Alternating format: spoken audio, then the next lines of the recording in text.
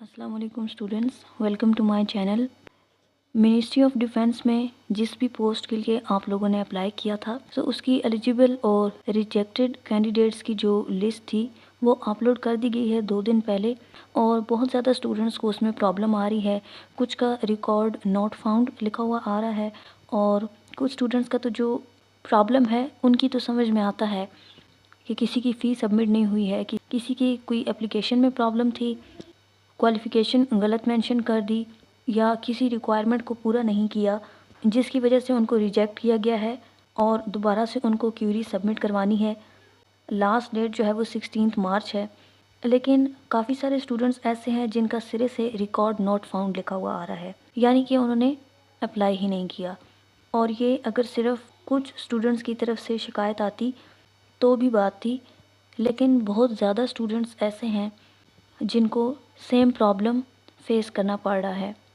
अब जब वो CNIC एंटर करते हैं तो उसके बाद उन्हें पता चलता है कि वो एलिजिबल हैं या नहीं। वहाँ पर ऊपर ये भी मेंशन्ड है कि जिन स्टूडेंट्स को रिजेक्ट किया गया है किसी रीज़न की वजह से, तो उसके लिए दोबारा क्यूरी सबमिट करें और ईमेल के थ्रू आप नहीं कर सकते। अगर ईमेल के थ्रू नहीं कर सकते तो ऑनलाइन जो पोर्टल है उस पर किस तरह से क्यूरी सबमिट करनी है, वहाँ पर कोई ऑप्शन नज़र भी नहीं आ रहा। तो पिछले 2 दिन से पूरा दिन स्टूडेंट्स का यही मैसेज आता रहता है और उनमें से बहुत सारों ने ईमेल किया है लेकिन कोई रिस्पांस नहीं आया। और क्यूरी सबमिट करने का कहीं पर वेबसाइट पर तो ऑप्शन मौजूद नहीं है, और जहाँ से लॉगिन करके एप्लीकेशन वगैरह सबमिट की थी तो वो वेबसाइट नहीं चल रही। मैंने उसको काफ़ी दफ़ा चेक किया है।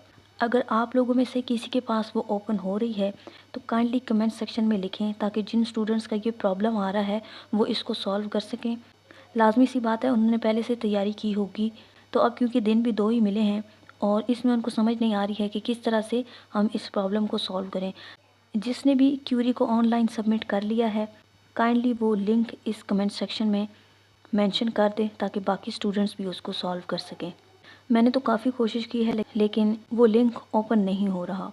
नेक्स्ट डिस्कशन आज हमने सिलेबस से रिलेटेड करनी है।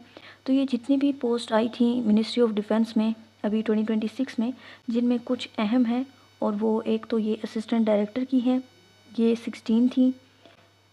उसके बाद सब इंस्पेक्टर की 87 सीट्स थी। अपर डिवीज़न क्लर्क की 10 थी। लोअर डिवीज़न क्लर्क की 35 थी। सिक्योरिटी असिस्टेंट सब इंस्पेक्टर की 15 थी। Security supervisor 50, operator special 72, driver 40, नायब कासिद 51। तो ये कुछ हैं जिनकी सीट्स ज़्यादा थीं। अब स्टूडेंट्स इनसे रिलेटेड सिलेबस का भी बार बार पूछ रहे हैं। ये जितनी भी सीट्स अनाउंस हुई हैं मिनिस्ट्री ऑफ डिफेंस में, इनमें पेपर में जो MCQs आने हैं वो सब के एक जैसे ही पोर्शन है, बस डिफ़िकल्टी लेवल जो है वो चेंज होगा और जो नंबर ऑफ़ MCQs हैं वो चेंज होंगे डिफरेंट पोस्ट के लिए। फॉर एग्जांपल अगर हम असिस्टेंट डायरेक्टर की बात करें तो 200 मार्क्स का पेपर होगा। अगर हम सब इंस्पेक्टर की बात करें तो वो 100 मार्क्स का पेपर होगा, लेकिन सिलेबस दोनों का सेम है। और इन सारी पोस्ट के लिए जो आपने प्रिपेयर करना है वो एक तो इंग्लिश का सब्जेक्ट प्रिपेयर करना है, दूसरा आपने पाकिस्तान स्टडीज़, फिर करंट अफेयर्स, मैथ्स और एनालिटिकल रीजनिंग, फिर आपने जनरल साइंस, उसके बाद कंप्यूटर साइंस है, उर्दू है, जियोग्राफ़ी और जीके। ये तमाम पोर्शन जो ज़्यादातर आप PPSC या किसी भी वन पेपर एग्ज़ाम्स के लिए प्रिपेयर करते हैं वो आपने इसके लिए भी प्रिपेयर करने हैं। अब जो ज़्यादा MCQs आते हैं वो इंग्लिश वाले पोर्शन से आते हैं और मैथ्स और एनालिटिकल वाले पोर्शन से। जो कम स्केल वाले हैं उनका डिफ़िकल्टी लेवल थोड़ा कम होगा, और जिन पोस्ट का बड़ा स्केल है, जिनमें BS 17 है, 18 है, सब इंस्पेक्टर है, तो इनका जो डिफ़िकल्टी लेवल है पेपर का वो दूसरों से ज़्यादा होगा, लेकिन सब्जेक्ट्स सेम हैं। और कितने मार्क्स का पेपर होगा वो डिफरेंट होगा तमाम पोस्ट के लिए। तो आपने एक ही दफ़ा तैयारी करनी है। जिन स्टूडेंट्स ने एक से ज़्यादा के लिए अप्लाई किया हुआ था तो ऐसा नहीं है कि उन्हें अलग से सब के लिए तैयारी करनी पड़ेगी, वो आपने एक ही तरह की करनी है। अब डिपेंड करता है कि आपकी लक कौन से पेपर में आपका साथ देती है और कौन सा पेपर आपके लिए ज़्यादा आसान आता है। ये नोट्स मैंने पहले भी आप लोगों के साथ शेयर किए हैं कि जिन्होंने अभी तक कोई तैयारी नहीं की है और उनको समझ नहीं आ रही है कि हमें किस तरह से स्टार्ट लेना चाहिए, तो वो ये नोट्स ले सकते हैं, जिसमें आपको इंग्लिश का पोर्शन भी मिलेगा। इस पोर्शन में आपको vocabulary, analogies, active passive, narration, sentence completion, comprehension के पैसेजेस, ये सारी चीज़ें मिलेंगी। और उसके बाद आपको तमाम सब्जेक्ट्स जिसमें Pakistan studies, current affairs, geography, computer science, GK, general science, तो मैथ्स और एनालिटिकल रीजनिंग के अलावा तमाम पोर्शंस को सॉल्व किया गया है वन लाइनर की फॉर्म में। अगर आपको ये नोट्स चाहिए हैं तो जो व्हाट्सएप नंबर यहाँ पर मेंशन्ड है उसके थ्रू कांटेक्ट करके आप ये नोट्स ले सकते हैं। जहाँ तक बात है कि पेपर इसका कब तक होगा, तो इसका पेपर अब जल्द ही ईद के फ़ौरन बाद होने के चांसेस हैं, क्योंकि मिनिस्ट्री ऑफ डिफेंस में ज़्यादा देर नहीं करते हैं। और रोल नंबर स्लिप्स जब आपकी आएंगी तो उसके बाद फिर आप लोगों के पास कोई 15-20 दिन का टाइम नहीं होगा, बल्कि अमूमन 5 दिन भी बहुत ज़्यादा हैं अगर आपको इतना टाइम मिल जाए।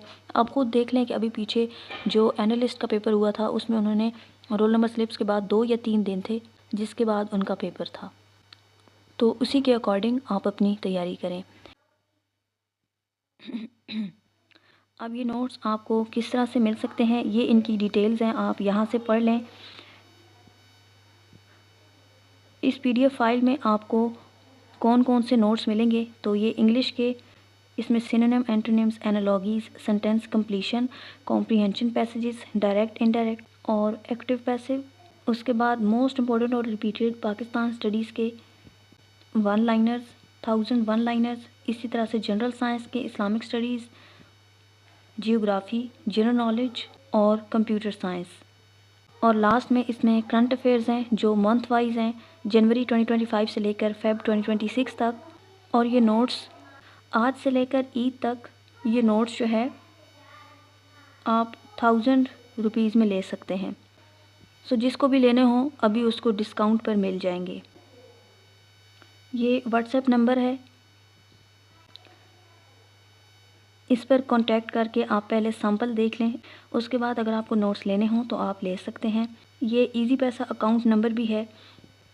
अगर आपको डायरेक्ट नोट्स लेने हैं तो आप इस नंबर पर पेमेंट करके इसी नंबर पर आप व्हाट्सएप पर स्क्रीनशॉट सेंड करें तो आधे घंटे के अंदर आपको पीडीएफ रिसीव हो जाएगा।